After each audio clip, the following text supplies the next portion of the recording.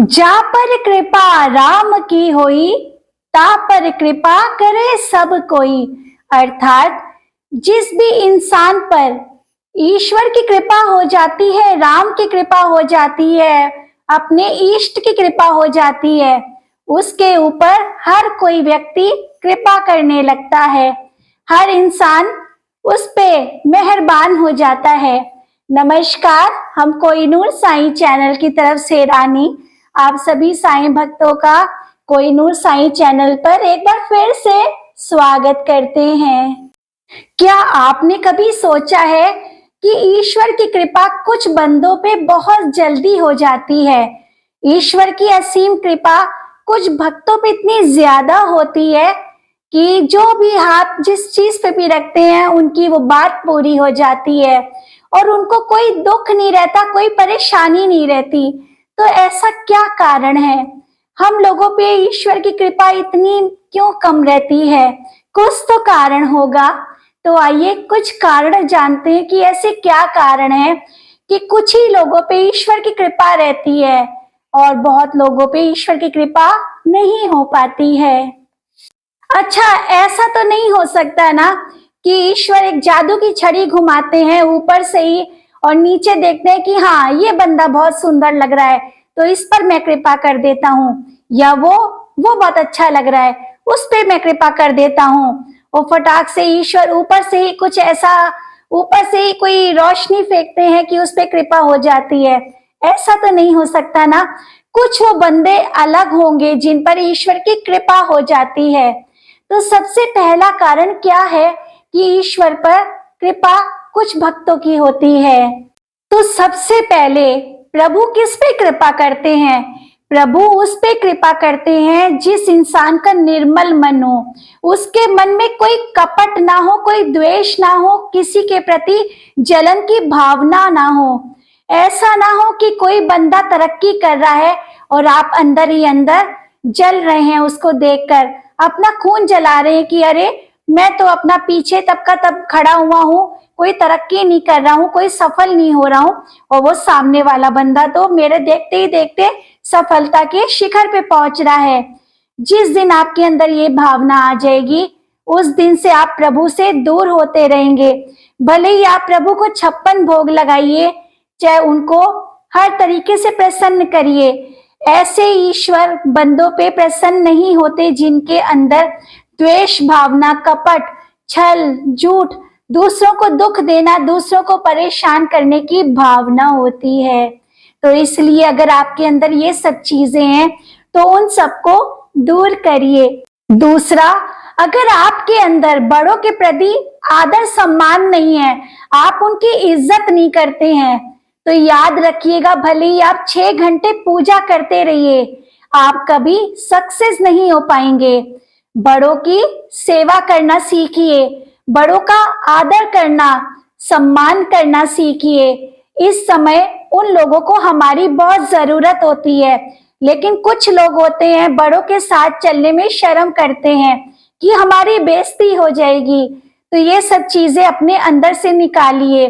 जितना आप बड़ों का सम्मान करेंगे, उनको इज्जत देंगे, उतना प्रभु आपसे प्रसन्न होंगे।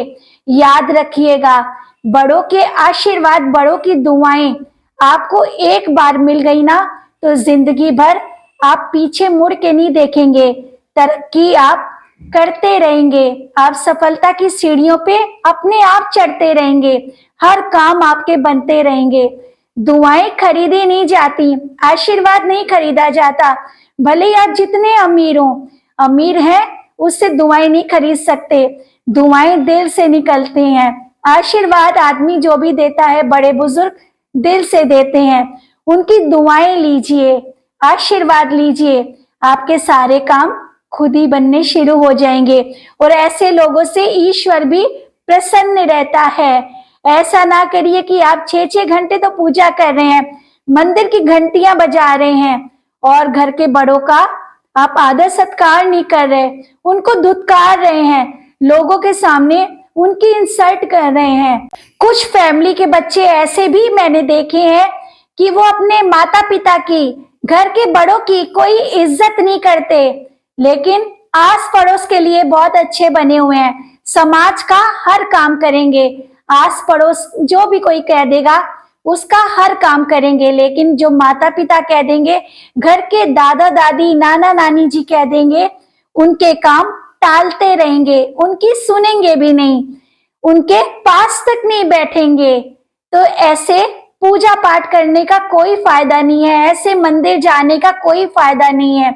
भगवान भी कहता है मैं तुम्हारे अंदर बैठा हूं, मैं तो तुम्हारे घर के मंदिर में हूं, पहले मेरी घर में तो सेवा कर लो। ईश्वर कहता है जब तुम अपने घर के माता पिता की नहीं सेवा कर रहे, घर के माता पिता की नहीं हुए, तो मेरे क्या होगे। इसलिए सबसे पहले माता पिता की सेवा करिए, उनको आदर सत्कार दीजिए, जो उनको जरूरतें हो उनकी वो पूरी करिए, तब जाके दूसरों की सेवा करिए। पहले माता पिता हैं, घर के बड़े बुजुर्ग हैं, उनका आशीर्वाद लीजिए, उनकी दुआएं कमाइए। पैसों से दुआएं नहीं खरीदी जाती, दुआएं माता पिता बड़े बुजुर्ग दिल से देते हैं। याद रखिएगा, ये विधि का विधान है, जो आप दूसरों को देंगे बदले में आपके पास वही लौट के आएगा। इतिहास रिपीट जरूर होता है, भले ही 6 साल बाद हो, 10 साल के बाद हो। अगर आप बड़ों की इज्जत करेंगे, कल को जब आपके बच्चे होंगे वो आपकी इज्जत करेंगे, वही सेवा सत्कार आपको मिलेगा। और वैसे भी इस दुनिया का एक नियम है, गिव एंड टेक, जो दोगे बदले में आपको वही मिलेगा। तो आज से ही मन में निश्चय कर लीजिए कि मुझे माता पिता की, घर के बड़ों की सेवा जरूर करनी है, उनका आशीर्वाद लेना है। बड़े बुजुर्गों की सेवा सर्वोपरि है। पूजा पाठ अपनी जगह है, पहले घर के बड़े बुजुर्गों की, बड़ों की सेवा करिए, माता पिता की सेवा करिए, उसके बाद मंदिर वाले काम करिए, पूजा पाठ करिए। अगर आप मंदिर जाते हैं, दीपक जलाते हैं, सब करिए, लेकिन अपने माता पिता को, घर के बड़े बुजुर्गों को नजरअंदाज मत करिए, उनको हमारी बहुत जरूरत है। ऐसे लोगों के घर में पैसा, बरकत, सुख, समृद्धि, खुशियां सब आती हैं, जिनके घर में बड़ों की दुआएं होती हैं, आशीर्वाद होता है। इसीलिए ये सब आज से ही करना शुरू करिए। अगर आपके आसपास कोई दुखी है, परेशान है, तो याद रखिए, उसको खुश करने की कोशिश करिए, उसको हिम्मत दीजिए, सांत्वना दीजिए। ऐसा नहीं कि उसको और उकसाइए कि हाँ तुम्हारे, उसने तो ऐसा सही किया तभी तुम दुखी हो, उसका खून मत जलाइए। उसको जितनी हो सके उसको खुश करने की कोशिश करिए। जितना आप जिसको देंगे उतना आपको डबल लौट के मिलेगा। अगर आप किसी को खुश करने की कोशिश करेंगे, ईश्वर आपके घर में खुशियां खुद लेके आएगा। लेकिन अगर आप किसी कारण से किसी को रुला रहे हैं, आप भी कभी खुश नहीं रहेंगे। याद रखिएगा, पूजा पाठ, ऐसी पूजा पाठ भगवान भी स्वीकार नहीं करते हैं।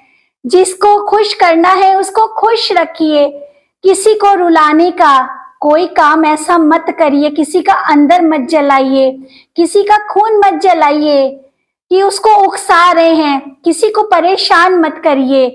आपने कभी ये सोचा है, जो इंसान आपकी वजह से खुश होगा, उसके अंदर से कितनी ब्लेसिंग्स आपके लिए निकलेंगी, और वो परमात्मा भी आपको ऊपर से देख रहा है कि हाँ इस बंदे ने उसको प्रसन्नता दी है, खुशी दी है। ऐसे बंदों पे ईश्वर बहुत जल्दी प्रसन्न होते हैं। आपको दुआएं ऐसे ही तो लेनी है, आशीर्वाद ऐसे ही लोगों का लेना है। जिसको आपकी जरूरत हो उसको खुशियां दीजिए, हिम्मत दीजिए, सांत्वना दीजिए। सुख समृद्धि हर चीज आपके घर में खुद आएगी।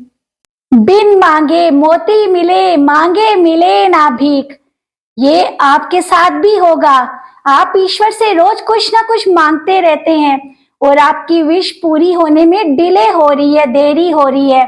लेकिन जिस दिन आप ये सब काम करने शुरू कर देंगे, उसी दिन से आपकी हर विश पूरी होना शुरू हो जाएगी।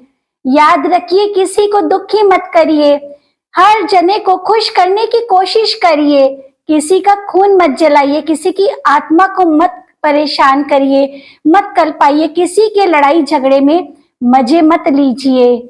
सब लौट के आपके पास आएगा, आज नहीं आएगा तो कुछ दिन बाद आएगा, साल भर के बाद आएगा। आपके भगवान, हमारे भगवान साफ मन वालों से, निर्मल मन वालों से बहुत जल्दी प्रसन्न होते हैं। तो आज ही से अपना अंदर, अपना दिल साफ रखिए। झूठ, कपट, द्वेष, ईर्ष्या, लड़ाई झगड़ा, ये सब आपके अंदर नहीं होना चाहिए। और सबसे बड़ी बात, अगर आपके घर में, आस पड़ोस में कोई लड़ाई झगड़ा हो रहा है तो मजे मत लीजिए, अंदर से खुश मत होइए, क्योंकि लड़ाई झगड़ा आपके यहाँ भी हो सकता है, बिना कारण के हो सकता है। अगर आपको लड़ाई झगड़ा दूसरे के घर में बहुत अच्छा लग रहा है सुनने में, तो आपके ईश्वर भी आपको वही सब देंगे। बदले में सब लौट के आता है। जिसको आप चीज देंगे वही दुगनी आपको मिलेगी। अगर आपको लड़ाई झगड़ा अच्छा लगता है, ईश्वर आपको भी वही देंगे। अगर आपको दान पुण्य करना अच्छा लगता है, भक्ति करना अच्छा लगता है, ईश्वर आपको और भक्ति देंगे। आपको ऐसे लोगों से मिलवाएंगे कि आपके अंदर और भक्ति जागृत होती रहे। कई बार ईश्वर आपको खुद ही मिलने आ जाएंगे, क्योंकि आपका साफ मन होगा। इसलिए लोगों के लड़ाई झगड़ों में मजे मत लीजिए। अगर आपको लड़ाई झगड़ा अच्छा लगता है, ईश्वर आपके घर में किसी न किसी कारण से लड़ाई करवा ही देंगे, बिना कारण के लड़ाई करवा देंगे। आपको लगेगा अरे ऐसी तो कोई बात नहीं थी, छोटी सी बात में इतनी लड़ाई हो गई। इसलिए कहते हैं, आस पड़ोस में कहीं पे भी कोई लड़ाई झगड़ा हो रहा हो, कोशिश करिए मामला शांत हो जाए। ये ना हो कि आप भी और उकसाइए उसको कि हाँ इसने तो ऐसे किया था, और इससे को मारो और इससे लड़ो झगड़ो। ये सब काम मत करिए। और वैसे भी भक्ति करने वाले के अंदर ये सब चीजें नहीं होनी चाहिए कि आप किसी के घर में लड़ाइयां करवा रहे हैं या आपको वो मजे आ रहे हैं। ये सब चीजें अपने अंदर से निकाल दीजिए। ईश्वर ऐसे लोगों से बहुत जल्दी प्रसन्न होते हैं जिनका मन साफ होता है, निर्मल होता है, चंचल होता है। ईश्वर ऐसे लोगों को खुद ही सुख, समृद्धि, बरकत देते रहते हैं। आपको अपने ईश्वर से मांगने की जरूरत भी नहीं पड़ेगी। इसीलिए लोगों को हमेशा प्रसन्न करने की कोशिश करिए। जो चीज आप देंगे बदले में आपके पास दुगनी लौट के आएगी। लोगों को खुशी देंगे, आपको खुशी मिलेगी। लोगों को दुख देंगे, आपको डबल दुख मिलेगा। लोगों को दुखी मत करिए। ईश्वर आप पे बहुत प्रसन्न होंगे अगर आपका साफ मन है। दिल सच्चा, कर्म अच्छा, बाकी उस ईश्वर की इच्छा। जिस दिन आप अपने अंदर ये भावना ले आएंगे, कभी आप दुखी नहीं रहेंगे और उस परमात्मा की कृपा आप पे हमेशा बरसती रहेगी। आप सदा प्रसन्नचित्त रहेंगे, कभी आप दुखी नहीं रहेंगे। आप एक बार ये सब करके देखिए। ओम श्री साईं नाथाय नमः।